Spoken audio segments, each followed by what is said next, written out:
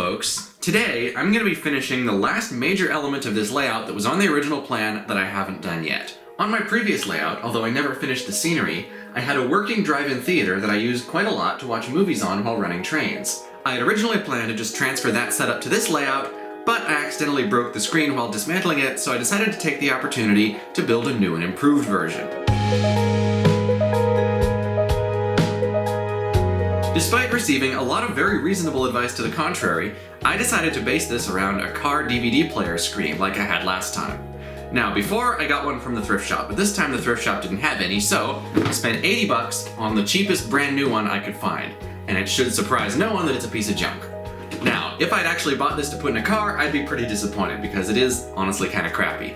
But all I really needed was the second screen that takes an analog video input, and that actually works fine, so on balance I'm happy with it. And this was actually cheaper than just ordering a screen by itself online, so surprisingly this is the most cost-effective solution, even though it has an entire DVD player in it that I'm not even going to use.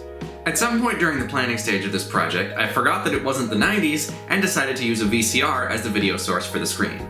I do have a special affection for outdated media formats, so I thought I'd use this project as an excuse for my habit of collecting movies on VHS. I did also add in a DVD player for those times when I actually want to watch something with decent picture quality.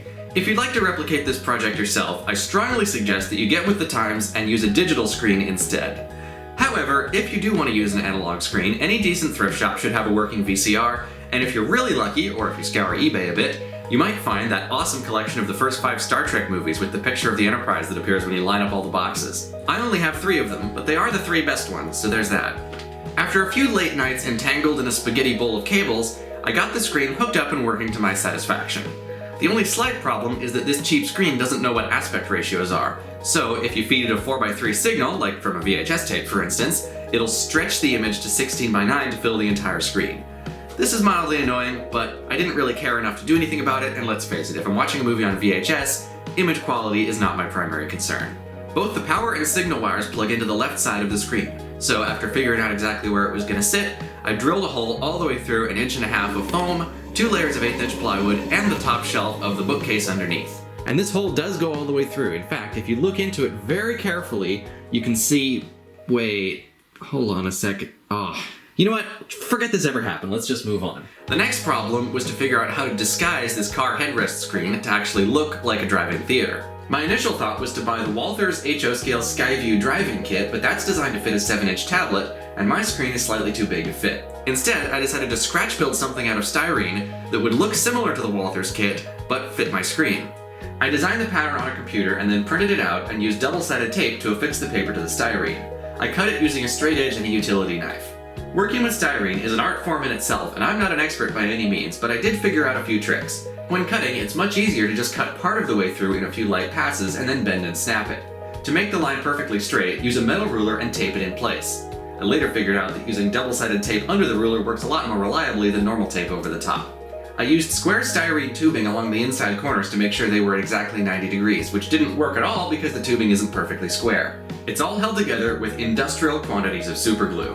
To attach the screen to the layout, I used the same arrangement that I did on these building flats. I've got 2 bamboo skewers attached to it, and they fit into vertical pieces of styrene tubing embedded in the layout. I could have just jammed the skewers into the foam and been done with it, but I decided to do it the right way and glue 2 pieces of square tubing into the holes so they wouldn't work themselves loose over time. This way, it doesn't fall over when it's in place, and I can still remove it easily for service if I need to. I couldn't find much info on what these old drive-in screens were actually made of, but most of them seem to be a light gray concrete color similar to the Walthers kit. I airbrushed it with Vallejo Model Air Light Gray, painting the front first and then the back panel separately. I then glued the screen in place, installed the back panel, and touched up the paint with a brush.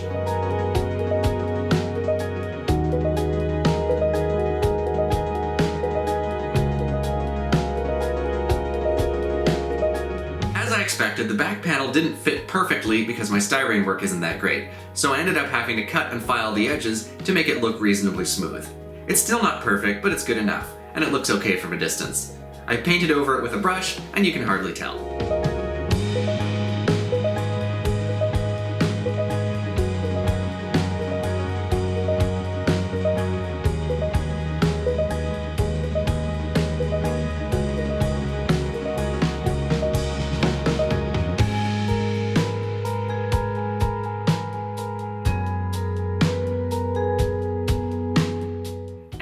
just about wraps up the drive-in theater project. This has been on the back burner forever, so it's really nice to finally get it done.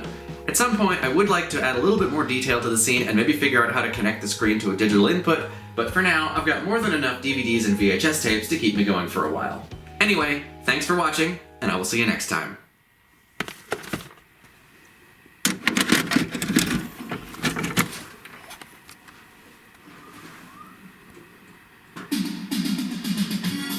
Oh, not again.